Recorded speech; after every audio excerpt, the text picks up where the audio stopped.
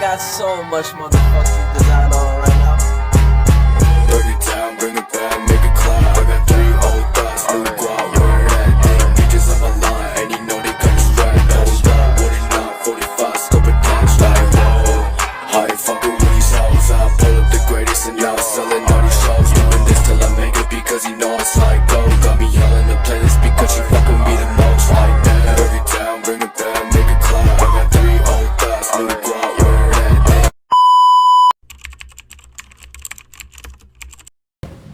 Proyek yang kami rancang ini bertemakan bela negara dan kebangsaan.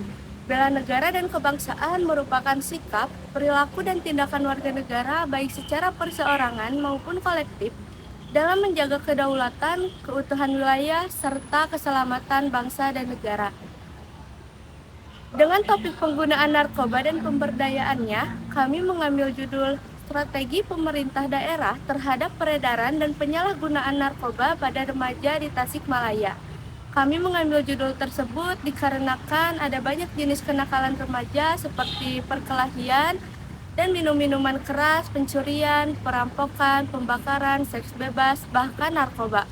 Salah satu bentuk kenakalan remaja yang saat ini dapat dikategorikan mengkhawatirkan adalah penyalahgunaan narkoba. Peredaran dan penyalahgunaan narkoba merupakan salah satu permasalahan nasional yang dipandang serius oleh pemerintah karena dapat menyebabkan rusaknya moral bangsa.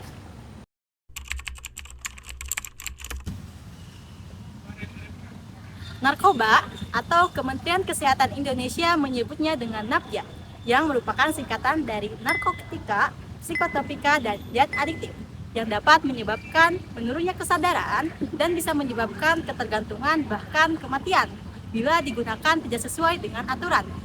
Dalam Undang-Undang Nomor 35 Tahun 2009 ditegaskan bahwa narkotika adalah obat atau zat yang berasal dari tanaman atau bukan tanaman yang bersifat sintetis maupun semi-sintetis.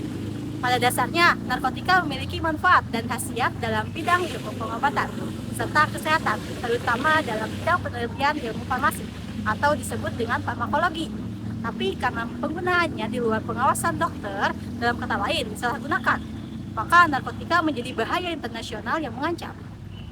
Pergaulan bebas memicu terjadinya penggunaan obat-obatan terlarang. Ajakan teman, bahkan paksaan menjadi faktor umum yang sering terjadi di lingkungan pergaulan bebas. Perkembangan psikologis di usia remaja bukan hanya dorongan pribadi, tapi juga faktor lingkungan membuat saat ini kaum remaja menjadi target sasaran bandar. Kaum muda yang memiliki keingintahuan yang besar bisa terperangkap akan terjadinya adiksi atau kecanduan terhadap narkoba. Sehingga peran pemerintah sangat dibutuhkan dalam memberikan edukasi serta memberantas kasus-kasus penyalahgunaan narkotika.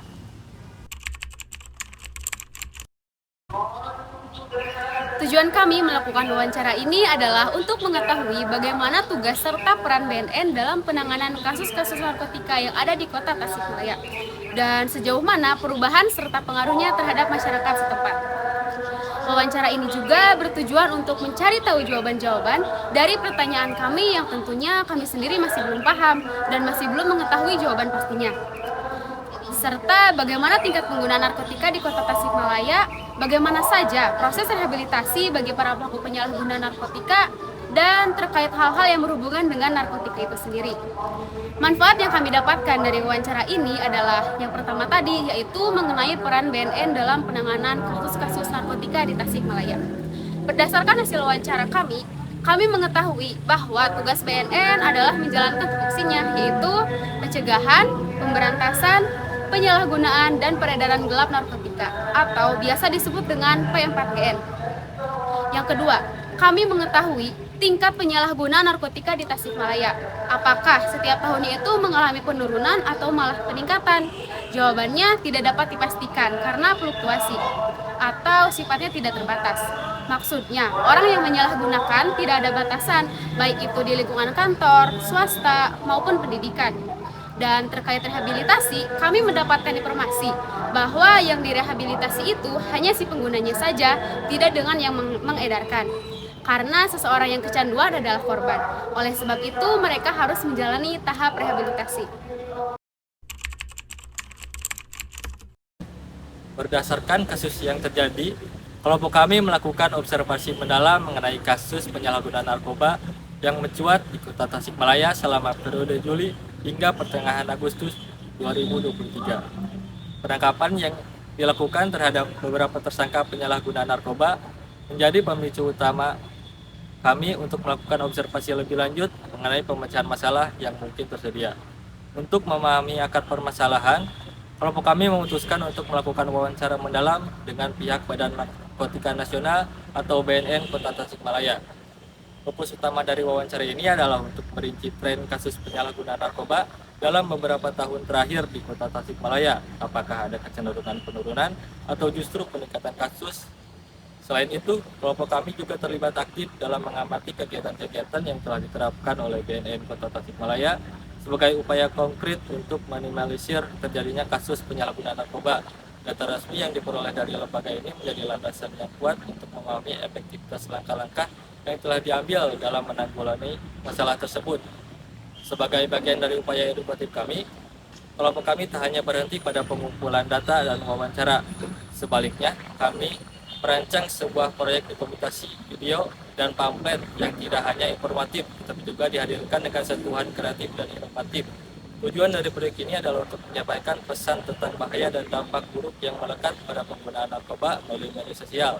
Kami yakin bahwa pendekatan ini dapat memberikan dampak yang positif dalam meningkatkan kesadaran masyarakat terkait risiko penyalahgunaan narkoba.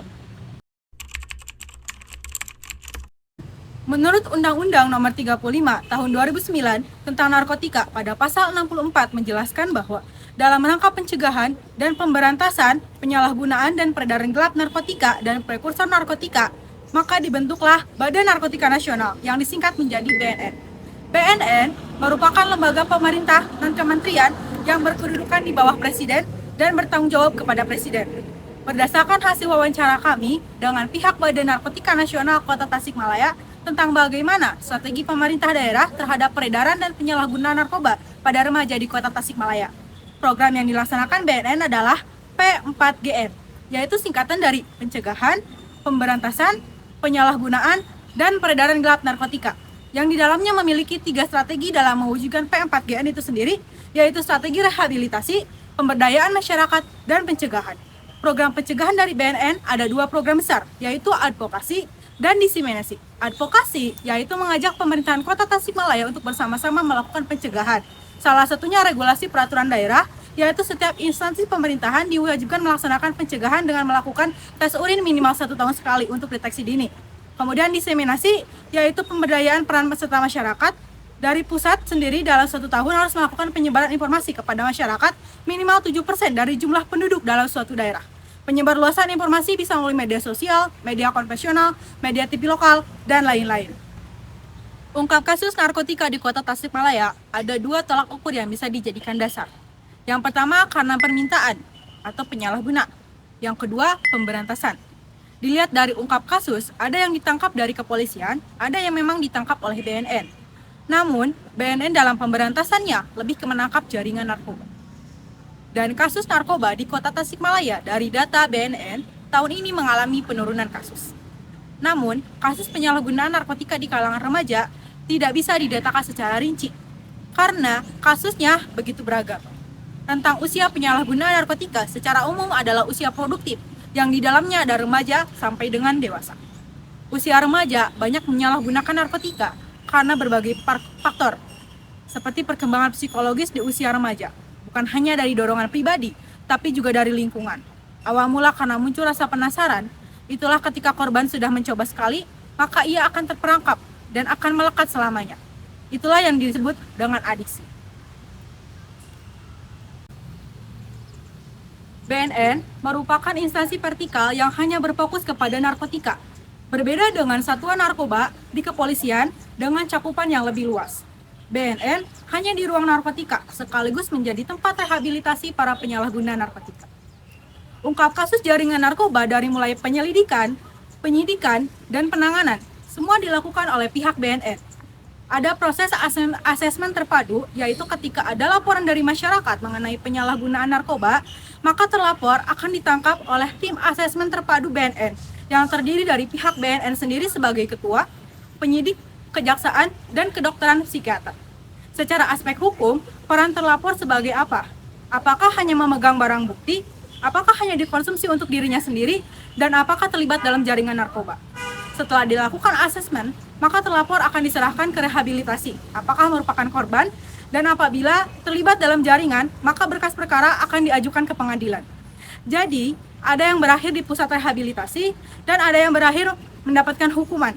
Rehabilitasi juga ada 2 jenis, yaitu rehabilitasi rawat jalan untuk ketergantungan ringan sampai sedang dan rehabilitasi rawat inap untuk ketergantungan berat. Lamanya waktu rehabilitasi juga disesuaikan dengan tingkat keparahan adiksi.